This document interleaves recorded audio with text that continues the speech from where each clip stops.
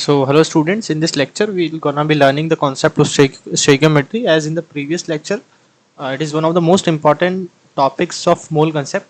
So, what you have to learn in this topic from the topic of stoichiometry is, तुम ये देख सकते हो कि किसी reaction में it is a method of calculation of amount of reactant or products in a given chemical reaction. You can easily see कि अगर कोई reaction दे रखी तो you with the help of stoichiometry तुम calculate कर सकते हो कि उस रिएक्शन में रिएक्टेंट और प्रोडक्ट का क्या क्या अमाउंट होगा. You can calculate the number of moles, the number of molecules, the volume it occupy, the mass it has based on the stoichiometric coefficients. तुम इनको कैलकुलेट कर सकते हो. Let us assume a generalized chemical equation. तुम मान के चलो कि NH2 is reacting with H2 and forms NH3. This is the balanced equation. You don't have to balance it, but the reaction must be balanced while applying the concept of stoichiometry in it. तो उसमें होना चाहिए. अब तुम देख सकते हो कि 1 है, 3 है, 2 है. 1, 3, 2 अपना स्टोइकियोमेट्रिक कोफिशिएंट्स है जिनकी हेल्प से तुम अलग अलग चीजें कैलकुलेट कर सकते हो. It must be given in the equation. If equation is not balanced, you have to balance the equation. After that you can apply the concept of stoichiometry in it. तो तुम ऐसा करोगे.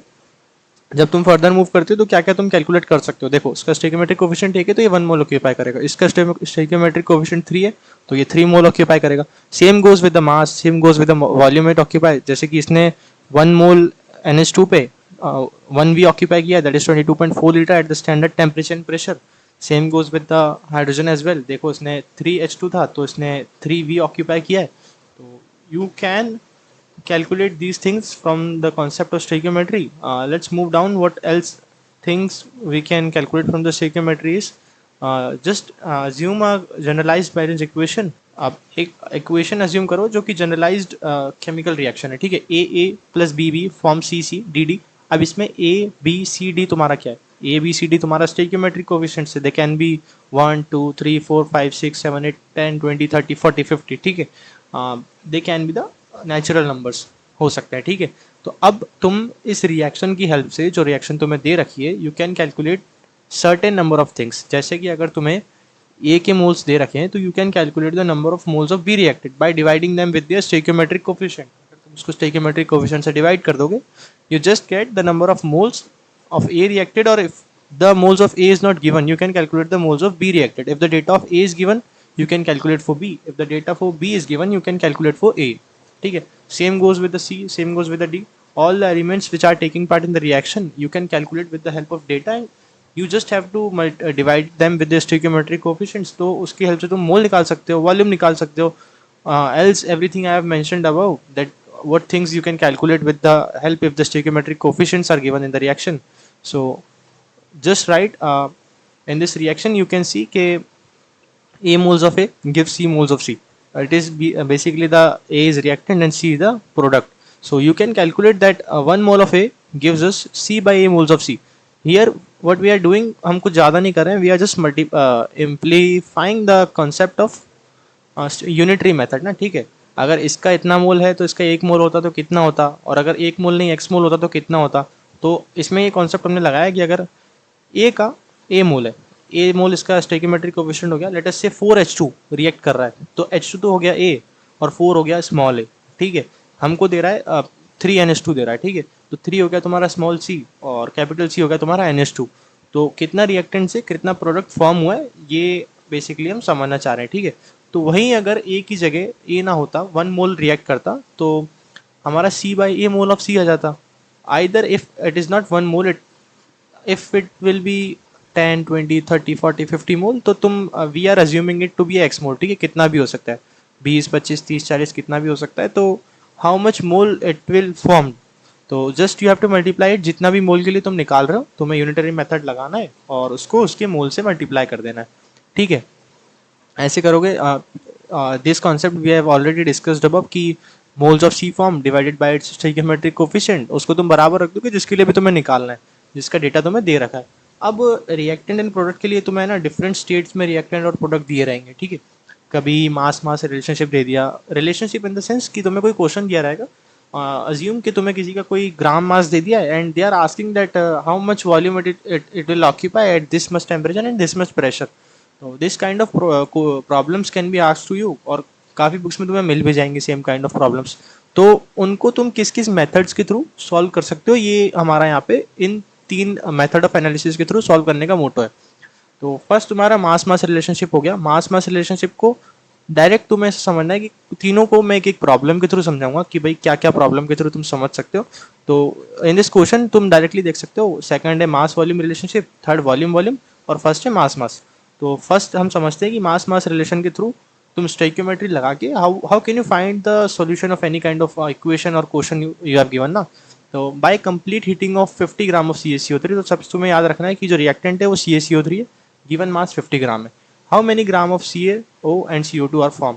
तो बेसिकली कितने gram form हो रहा है, इससे तो तुम्हें ये समझ आ ही जाना चाहिए कि वो दोनों प्रोडक्ट हैं और CaCO3 को तुम हीट कर रहे हो। प्रोडक्ट का तुम्हें गिवन मास कुछ नहीं दे रखा है, we just know their molecular mass. Given mass हमें दे रखा है CaCO3 का, ठीक है। तो CaCO3 का गिवन मास तुम्हें दे रखा है 50। If we divided by its actual molecular mass, तो ये फार्मूला लिखा है कि तुम नंबर ऑफ मोल्स कैलकुलेट कर सकते हो गिवन मास अपन मोलर मास से, ठीक है। तो अगर तुम नंबर ऑफ मोल्स निकालना चाहो तो it will be just given mass upon molar mass 1/2 आ जाएगा। अब इसकी हेल्प से तुम्हें CaO और CO2 का मास पूछा है, ठीक है। इसके भी ग्राम में दे रखे थे और CaO का भी तुमसे पूछा है ग्राम में मास, CO2 का भी तुमसे पूछा है ग्राम में मास। जितने इसके फॉर्म होंगे उतने ही इसके फॉर्म होंगे, because carbon is involve in all the 3 type of compounds. तो तुम जस्ट निकाल सकते हो कि मोल्स ऑफ CO होंगे half moles, mass of CO भी होंगे हाफ मोल्स। तो CO का 56 हो जाता है, इफ वी कैलकुलेट तो वो 28 ग्राम हो जाएगा, ठीक है। CO2 का भी जस्ट वी हैव कैलकुलेटेड कि भाई मोल्स कितने थे, from that we can calculate the mass. Mole से तुम अगर उसको मॉलिक्यूलर मास से मल्टीप्लाई कर दोगे then you can calculate the mass of the element और compound whatever you are taking in the reaction, ठीक है। सेकंड पे आओगे तो बात आ जाती है कि मास वॉल्यूम रिलेशनशिप की। मास वॉल्यूम रिलेशनशिप में what how can you find the solution of any kind of equation और question that you have given. तो उसका तुम ऐसे निकाल सकते हो कि अब ये भी हम तीनों कॉन्सेप्ट इक्वेशंस के या फिर क्वेश्चंस के थ्रू ही समझेंगे। तो इसमें भी हम CaCO3 कैल्शियम कार्बोनेट को हीट कर रहे हैं और उसका गिवन मास हमें दे रखा है जो कि है 50 ग्राम। अब मास हमें गिवन है and it is asking the solution in the terms of litre. तो वॉल्यूम के टर्म्स में हमसे आंसर पूछ रहा है, how many litres of CO2 gas formed at this much temperature and this much pressure.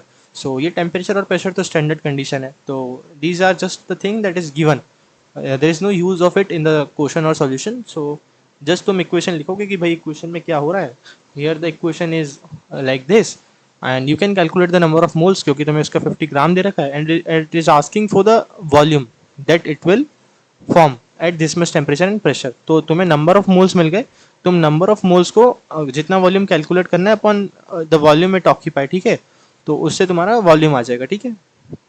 And so basic के moles इसके इतने आ रहे थे और अगर तुम्हें उसका वॉल्यूम ऑक्यूपाई करना था divide by its volume, that 1 mole of this CO2 will occupy at standard temperature and pressure, ठीक है।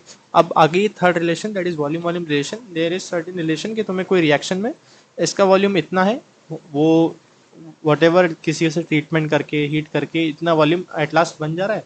सो देट बी आस्किंग कि एक अननोन होगा एंड वो पूछ लेंगे कि how much volume will it occupy, ठीक है। तो ऐसे तुमसे पूछ सकता है। तो इस क्वेश्चन में तुमसे क्या पूछा है कि कितना NH3 गैस फॉर्म्ड होगा by the treatment of 3 litre of H2, ठीक है, with the excess of N2 gas at the same temperature and pressure. तो कितना NH3 फॉर्म होगा, तो NH3 तो बेसिकली प्रोडक्ट हो गया क्योंकि वो कितना होगा वो उसने पूछा है। बाय द ट्रीटमेंट, ट्रीटमेंट मतलब कौन कर रहा है, मतलब कि through treatment some elements are reacting with each other ना। हाइड्रोजन रिएक्ट कर रहा है और N2 रिएक्ट कर रहा है। हाइड्रोजन का 3 लीटर रिएक्ट कर रहा है तो वॉल्यूम 3V ऑक्यूपाई करेगा। N2 has stoichiometric coefficient as 1 तो वो 1 वॉल्यूम ऑक्यूपाई करेगा। तुमसे पूछ रहा है कि NH3 कितना लीटर होगा, तो just you can see question में कुछ सॉल्व करने का नहीं है, उसका स्टोइकियोमेट्रिक कोफिशिएंट 2 है तो वो 2V ऑक्यूपाई करेगा, ठीक है।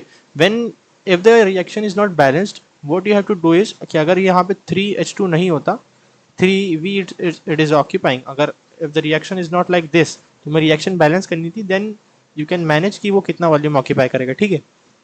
Just move a little bit down कि भाई इस क्वेश्चन में क्या पूछा है। Let's move on to the next question कि in a rocket motor fulfilled with butane, तो ब्यूटेन तुम्हें दे रखा है C4H10, how much kg of liquid oxygen should be provided with each kg of butane for its complete combustion. तो basically तुमसे पूछा है कि लिक्विड ऑक्सीजन कितना प्रोवाइड करना पड़ेगा कि ब्यूटेन का तुम्हारा कंप्लीट कंबशन हो जाए, ठीक है। किसी रॉकेट के अंदर ब्यूटेन भरी है तो अब ब्यूटेन को जलाने के लिए भी हमें ऑक्सीजन प्रोवाइड करानी पड़ेगी ना, बिना ऑक्सीजन के तो ब्यूटेन जल नहीं जाएगा। तो same goes with the this question as well. तो तुम्हें इसमें जस्ट रिएक्शन लिखनी है, रिएक्शन बैलेंस करनी है। रिएक्शन बैलेंस करना आना चाहिए, तुम्हें रिडॉक्स रिएक्शन में सिखा दिया जाएगा कि रिएक्शन तुम्हारी कैसे बैलेंस होगी, ठीक है। क्वेश्चन क्या दे रखा है,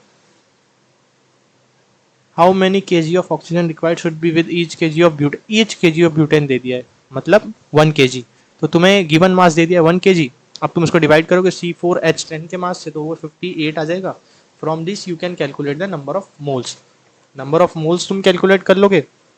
and if you apply the stoichiometry, जिसके लिए तुम्हें निकालना है, तुम्हें O2 के लिए निकालना है, C4H10 का तुम्हें दे रखा है। And if you divided by its stoichiometric coefficient, यहाँ पे हमने 2 से कर दिया है, यहाँ पे हमने 13 से कर दिया, जस्ट बिकॉज C4H10 का 2 था एंड O2 का 13 था, ठीक है। और नंबर ऑफ मोल्स हमने इसके कैलकुलेट कर लिए थे, दैट इज 1000 डिवाइडेड बाई 58। तो we can calculate the number of moles of O2 required. Number of moles of O2 required हमने निकाल लिए थे। एंड उसने क्वेश्चन में क्या पूछा था कि how many kg of liquid oxygen should be provided. तो वो बात कर रहा है कि कितना केजी में हमें लिक्विड ऑक्सीजन प्रोवाइड करनी पड़ेगी। हमने केजी को ग्राम में कैलकुलेट किया था 1000 में चेंज करके ना। तो at last what we have to do is कि हमें उसे ग्राम को वापस केजी में चेंज करने के लिए 1000 से डिवाइड करना पड़ेगा, ठीक है। पहले मल्टीप्लाई किया था, अभी वापस ग्राम से केजी में करने के लिए डिवाइड करना पड़ेगा, ठीक है। तो this much mass of oxygen is required to completely burn out the C4H10 that is butane, ठीक है। यही पूछ रहा था। अब एक और क्वेश्चन पे आ जाते हैं। ये पूछ रहा है कि if the mass of KCl form this reaction is 1.625, तो कितना लीटर O2 प्रोड्यूस होगा स्टैंडर्ड टेम्परेचर एंड प्रेशर पे। बहुत बेसिक क्वेश्चन है। KCl का तुम्हें मास दे दिया है given, divide by molar mass करोगे, नंबर ऑफ मोल्स निकल जाएंगे। O2 का तुमसे पूछा है, तो just you have to do is की स्टोइकियोमेट्री तुम लगा दोगे and you can easily find the answer in the most simplest way, ठीक है। So that is it for the stoichiometry. I hope you have understood this concept with the most easiest way that I can explain to you. Thanks for watching this lecture. Keep learning, keep hustling.